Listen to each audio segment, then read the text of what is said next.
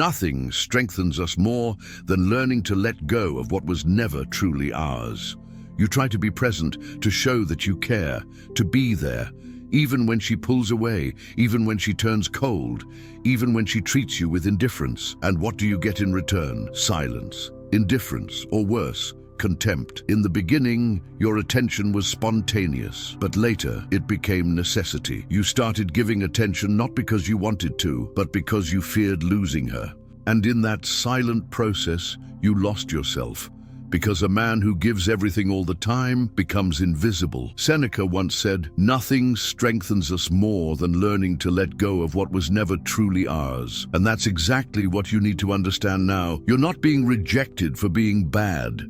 You're being suffocated by your own availability. The attention you offer without discernment becomes a devalued currency.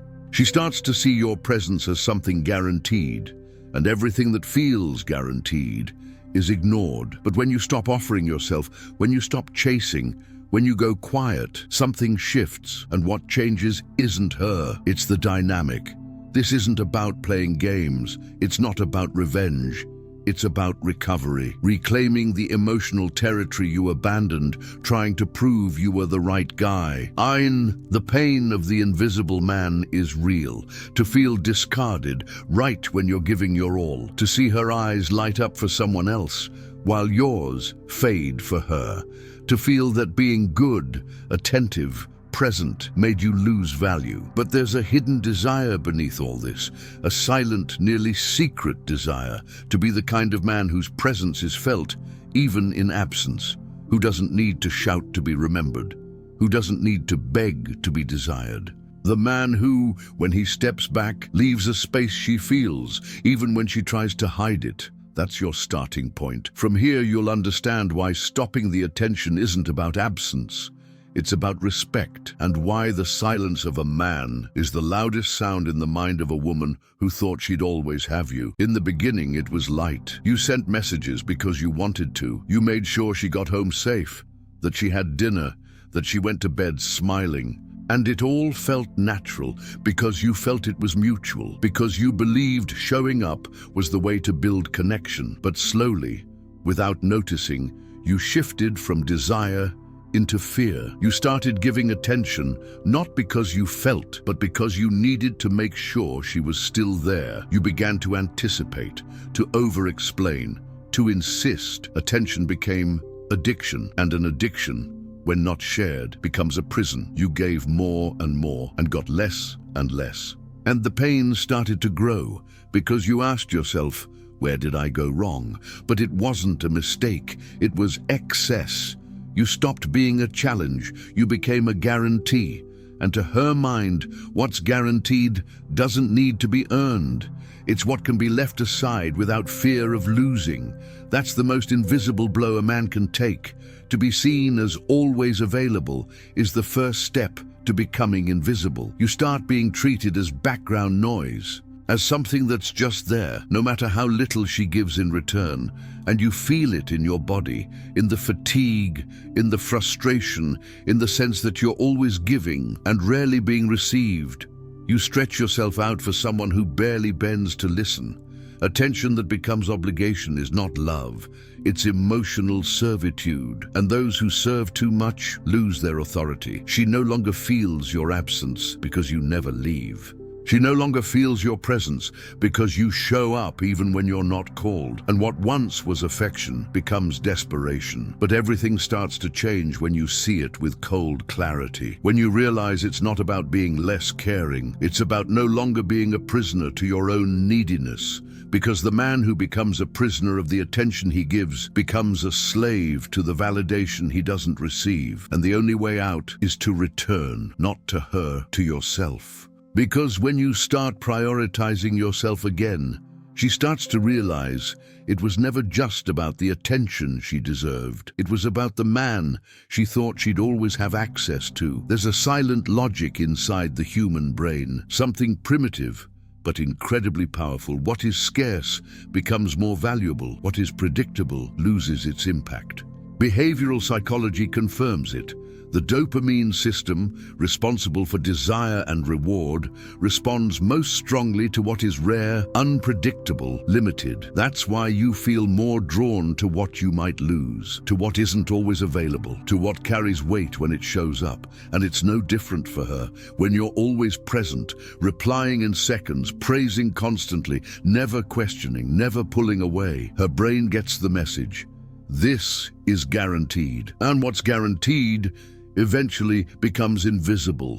Too much attention becomes anesthesia. She stops feeling your message. She stops noticing the energy in your compliments. She stops missing you because you never leave. And then what was supposed to be a gesture of affection becomes noise, becomes emotional routine that she's trained herself to ignore. Because too much stimulation kills desire.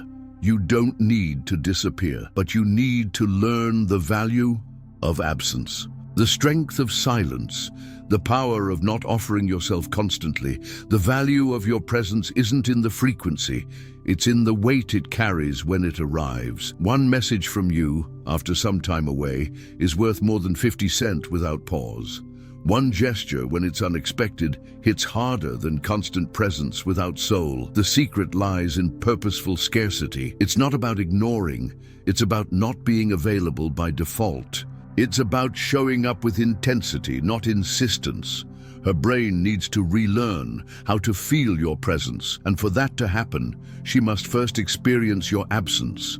Not a bitter absence, but a strong one, silent, balanced, because the man who offers himself too easily loses value, but the man who knows when to step back is remembered even when he says nothing at all. You think that if you step back, she'll drift away too.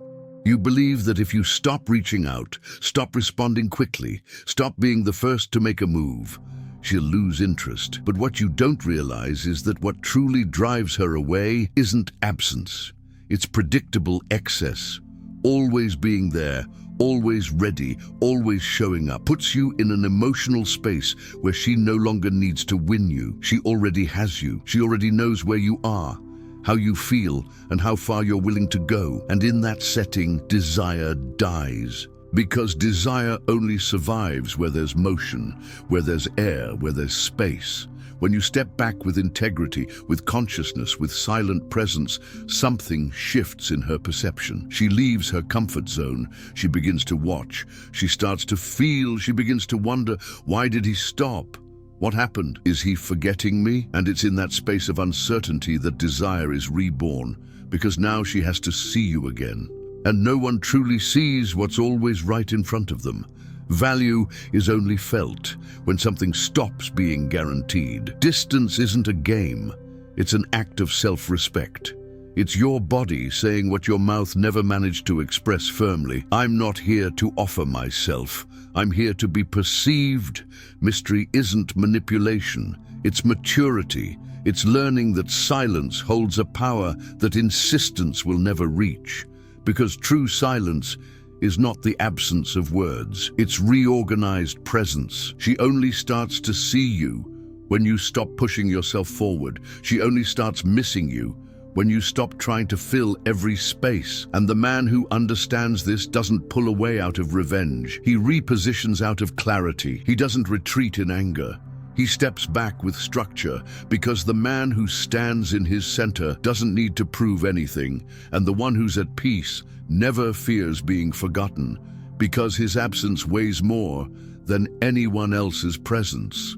There's a thin line between repositioning and disappearing, between stopping the attention out of clarity and cutting contact out of pride, between strategic silence and emotional coldness. The mature man doesn't need to vanish to be felt. He only needs to reorganize his energy. His absence is not escape, it's focus. He doesn't pull away to hurt. He pulls away to remember who he is. So how do you do that in practice? First, reduce the frequency, not the respect. You don't need to be rude. You need to be selective. Politeness remains, but urgency disappears.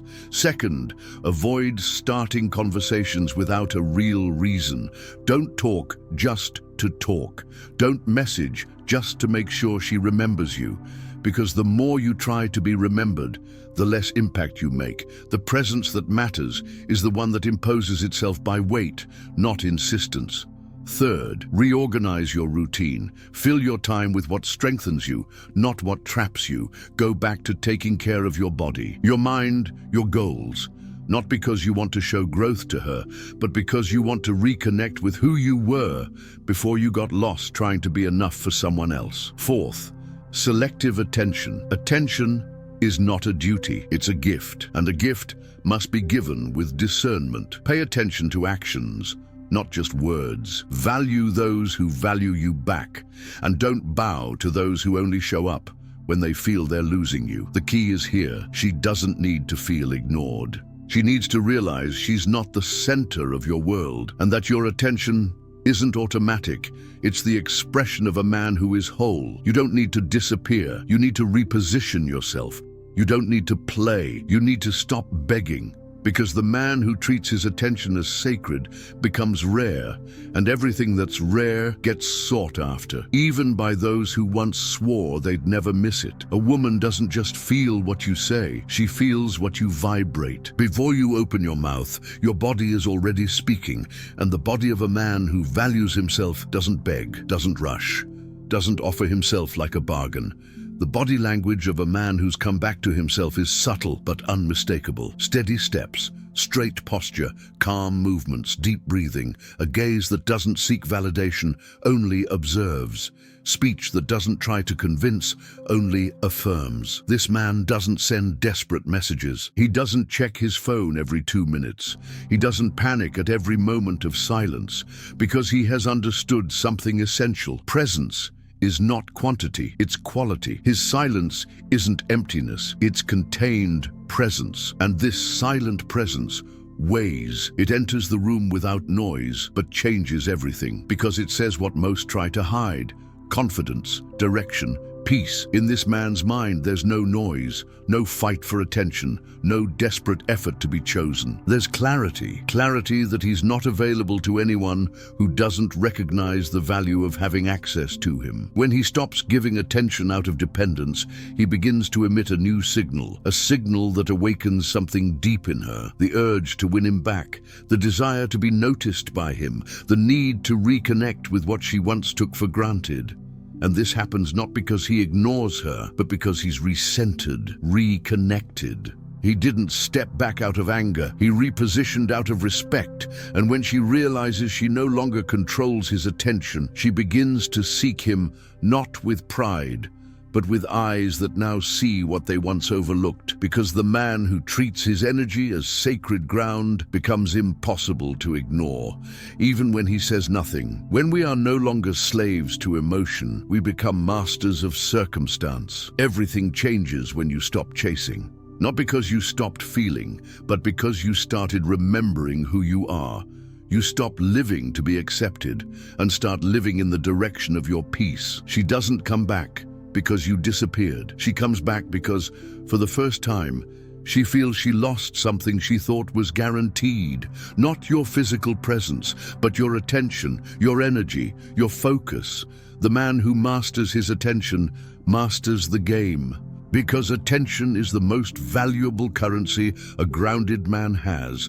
It's what he gives consciously, not as a plea. You weren't rejected for lack of love. You were suffocated by your own availability. You gave too much too soon out of fear of losing, and you lost. Not because she was cruel, but because you didn't value yourself first.